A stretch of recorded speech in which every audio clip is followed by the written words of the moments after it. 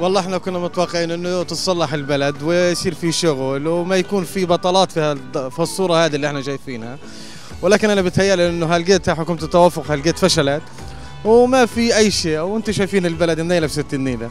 جايبوا دورنا راحت، ولا جابوا لنا نيله، ولا جابوا لنا بنيان، ولا جابوا لنا شيء. الشمنتو قاعد حقه 2100 شيكل، ولا حد بدور علينا. قالوا لنا رخصوا 1000 شيكل، مره بقول لنا 600 شيكل، ولا حد بدور علينا. انا بالنسبه لي لحد الان ما اخذتش حاجه، رمله ما اخذتش، حصوه ما اخذتش لحديت اليوم. بطلوا من يعني يساعدونا ويقفوا معانا عشان نقعد الواحد في دياره، يصلح داره ويقعد في داره، احسن ما احنا مجرجرين بالاجارات ومش متريح الواحد.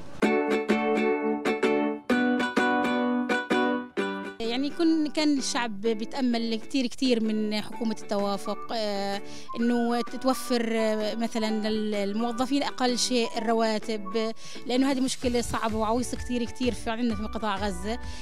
اقل شيء كان من الضروري انها توفر لهاي يعني الفئة اللي بتتعب وبتشقى في مؤسسات غزة، انها توفر لها الرواتب اقل شيء.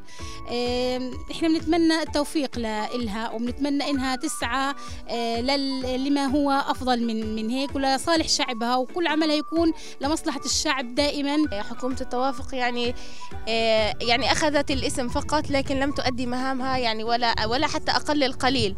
الوزارات معطلة، الموظفين لم ياخذوا رواتبهم، كانت فقط يعني هي يعني بما تسمى زوبعة اعلامية فقط.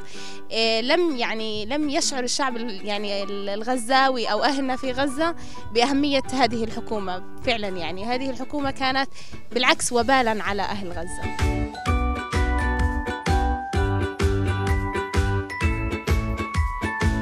حكومة التوافق الفلسطيني لها سنة على أرض الواقع، هي حكومة لا تطبق شيئا على أرض الواقع لحتى هذه اللحظة. إيش بدنا غير توفر لنا فرص عمل للشباب وخلص، بدناش شيء غير هيك. طبعا احنا رضينا حكومة التوافق كفكرة وليس كالعمل الآن موجود، إن حكومة التوافق قائمة بدورها كامل في الضفة، لكن مع لا أدري تجاهل أهمية الظروف لا تحكم في غزة.